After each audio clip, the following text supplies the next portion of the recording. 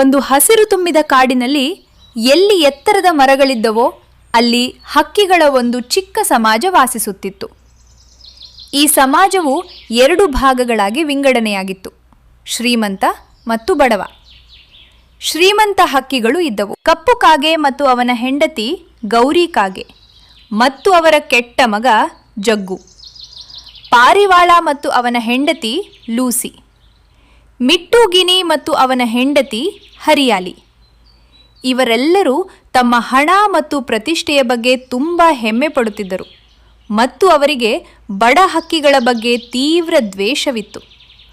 ಅವರು ಯಾವಾಗಲೂ ದೊಡ್ಡ ದೊಡ್ಡ ಮಾತುಗಳನ್ನಾಡುತ್ತಾ ಮತ್ತು ತಮ್ಮ ಐಷಾರಾಮಿ ಗೂಡುಗಳ ಬಗ್ಗೆ ಕೊಚ್ಚಿಕೊಳ್ಳುತ್ತಿದ್ದರು.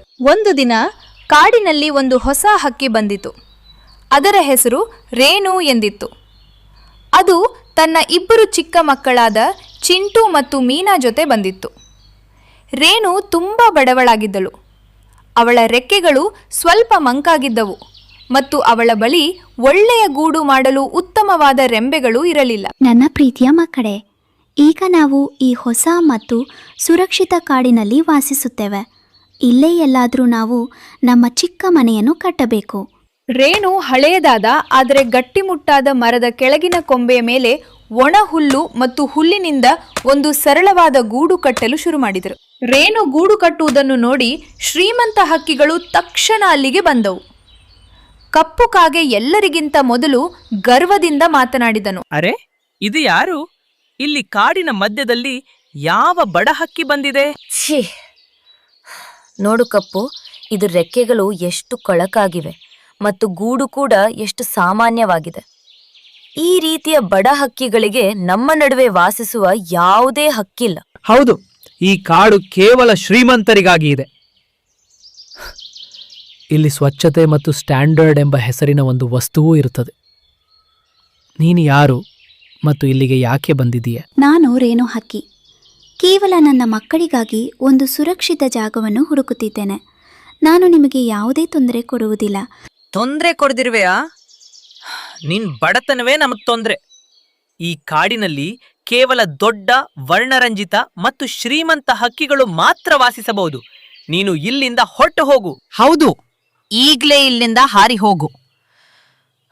ರೇಣು ತುಂಬ ದುಃಖಿತಳಾದಳು. ಆದರೆ ಮಕ್ಕಳ ಕಾರಣದಿಂದ ಅವಳು ಸುಮ್ಮನೆ ಗೂಡು ಕಟ್ಟಲು ಶುರು ಮಾಡಿದಳು. ರೇಣು ಹೋದ ನಂತರವೂ ಶ್ರೀಮಂತ ಹಕ್ಕಿಗಳ ದೌರ್ಜನ್ಯ ಕಡಿಮೆಯಾಗಲಿಲ್ಲ. ಅವರ ಮಗ ಜಗ್ಗು ಬಹಳ ತುಂಟ ಮತ್ತು ಅಸಭ್ಯನಾಗಿದ್ದನು. ಅವನು ಆಗಾಗ್ಗೆ ಚಿಂಟು ಮತ್ತು ಮೀನಾಳನ್ನು ಪೀಡಿಸುತ್ತಿದ್ದನು. ಏ ಫಕೀರರ ಮಕ್ಕಳೇ, ನನ್ನ ಬಳಿ ಎಷ್ಟು ಒಳ್ಳೆಯ ಕಾಲುಗಳಿವೆ ನೋಡಿ, ಮತ್ತು ನಿಮ್ಮ ಬಳಿ ಒಣ ಹುಲ್ಲು. ನೀವು ಯಾವಾಗಲೂ ಹಸಿದಿರ್ತೀರಿ. ಜಗ್ಗು ಸಹೋದರ, ನಮಗ್ ತೊಂದ್ರೆ ಕೊಡ್ಬೇಡಿ. ನಾನು ಖಂಡಿತ ಮಾರುತ್ತೇನೆ. ನೀವು ಕೊರತಾಗಿದ್ದೀರಿ. ಇಲ್ಲಿಂದ ಹೋಗಿ. ಉಳಿದ ಶ್ರೀಮಂತ ಹಕ್ಕಿಗಳು ಈ ದೃಶ್ಯವನ್ನು ನೋಡಿ ನಗುತ್ತಿದ್ದರು ಮತ್ತು ಜಗ್ಗುವನ್ನು ತಡೆಯುತ್ತಿರಲಿಲ್ಲ. ಜಗ್ಗು ಸರಿಯಾಗಿ ಮಾಡುತ್ತಿದ್ದಾನೆ ಎಂದು ಅವರಿಗೆ ಅನಿಸುತ್ತಿತ್ತು. ಕೆಲವು ವಾರಗಳ ನಂತರ ಕಾಡಿನಲ್ಲಿ ವಿಪರೀತ ಚಳಿ ಪ್ರಾರಂಭವಾಯಿತು. ಮಂಜುಗಡ್ಡೆಯ ಗಾಳಿ ಬೀಸಲು ಶುರುವಾಯಿತು ಮತ್ತು ಮಳೆಯೂ ಬರಲು ಶುರುವಾಯಿತು. ಶ್ರೀಮಂತ ಹಕ್ಕಿಗಳು ತಮ್ಮ ಗಟ್ಟಿಮುಟ್ಟಾದ ಮತ್ತು ಎಲೆಗಳಿಂದ ಮುಚ್ಚಿದ ಗೂಡುಗಳಲ್ಲಿ ಇದ್ದರು. ಆದರೆ ಅವರ ಅಹಂಕಾರದ ಮಾತುಗಳು ಮುಂದುವರೆದಿದ್ದವು. ಈ ಚಳಿ ಎಷ್ಟು ಭಯಂಕರವಾಗಿದೆ. ಶುಕ್ರ, ನಮ್ಮ ಗೂಡು ಬಹಳ ಗಟ್ಟಿಯಾಗಿದೆ. ನೋಡಿ, ಆ ಬಡ ರೇಣು ತನ್ನ ಹರಿದ ಗೂಡಿನಲ್ಲಿ ಹೇಗೆ ನಡುಗುತ್ತಿರಬೇಕು. ಇದು ಅವಳ ಶಿಕ್ಷೆ. ಬಡವರು ಶ್ರೀಮಂತ ಹಕ್ಕಿಗಳ ಕಾಡಿನಲ್ಲಿ ವಾಸಿಸುವ ಧೈರ್ಯ ಮಾಡಬಾರದಿತ್ತು. ಈಗ ಇಲ್ಲಿ ವಾಸಿಸುವುದು ಅಸಾಧ್ಯ. ದಿನನಿತ್ಯದ ದ್ವೇಷ ಮತ್ತು ಈ ವಿಪರೀತ ಚಳಿ. ನಾನು ನನ್ನ ಮಕ್ಕಳನ್ನು ಅಪಾಯಕ್ಕೆ ಸಿಲುಕಿಸಲು ಸಾಧ್ಯವಿಲ್ಲ. ನಾನು ಇಲ್ಲಿಂದ ಹೋಗಲೇಬೇಕು. ಆ ರಾತ್ರಿ ರೇಣು ಹಕ್ಕಿ ತನ್ನ ಮಕ್ಕಳನ್ನು ಕರೆದುಕೊಂಡು ಅಳುತ್ತಾ ಆ ಕಾಡನ್ನು ಬಿಟ್ಟು ಹೊರಟು ಹೋದಳು. ಕಾಡಿನಿಂದ ಹೊರಬಂದ ನಂತರ ರೇಣು ಹಾರುತ್ತಲೇ ಇದ್ದಳು. ಹಠಾತ್ತನೆ ಅವಳಿಗೆ ಕಾಡಿನ ಅಂಚಿನಲ್ಲಿ ಒಂದು ಹಳೆಯ ಒಡೆದ ಕಟ್ಟಡವು ಕಾಣಿಸಿತು. ಅದನ್ನು ಮನುಷ್ಯರು ಈಗ ಬಳಸುತ್ತಿರಲಿಲ್ಲ.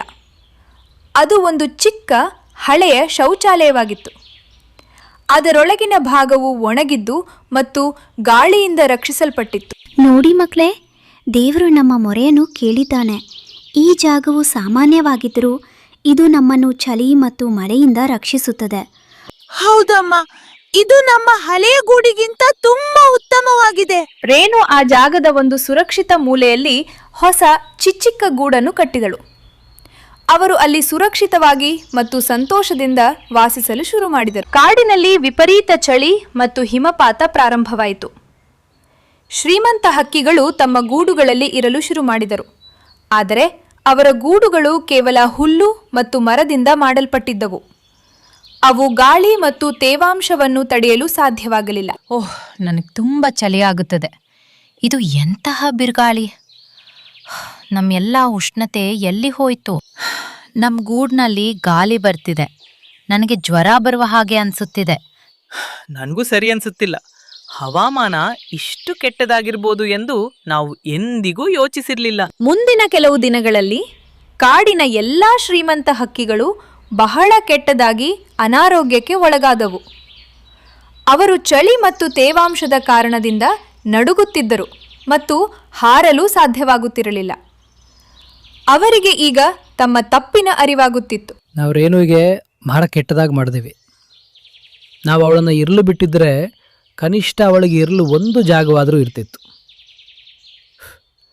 ನಾವು ನಮ್ಮ ಶ್ರೀಮಂತಿಕೆಯ ಅಹಂಕಾರದಲ್ಲಿ ಮಾನವೀಯತೆಯನ್ನು ಕಳೆದುಕೊಂಡೆವು. ನಾನು ಚಿಂಟು ಮತ್ತು ಮೀನಾಲಿಗೆ ತೊಂದರೆ ಕೊಡಬಾರ್ದಿತ್ತು. ರೇಣು ಮತ್ತು ಅವಳ ಮಕ್ಕಳು ಆ ಚಿಕ್ಕ ಕಲ್ಲಿನ ಕಟ್ಟಡದಲ್ಲಿ ಚಳಿಯಿಂದ ಸಂಪೂರ್ಣವಾಗಿ ಸುರಕ್ಷಿತರಾಗಿದ್ದರು.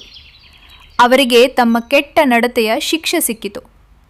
ಅವರು ಬಡತನವು ಅಪರಾಧವಲ್ಲ ಮತ್ತು ನಿಜವಾದ ಸಂಪತ್ತು ಗೂಡಿನಲ್ಲಿರುವುದಿಲ್ಲ, ಹೃದಯದಲ್ಲಿರ್ತದೆ ಎಂಬುದನ್ನು ಕಲಿತರು.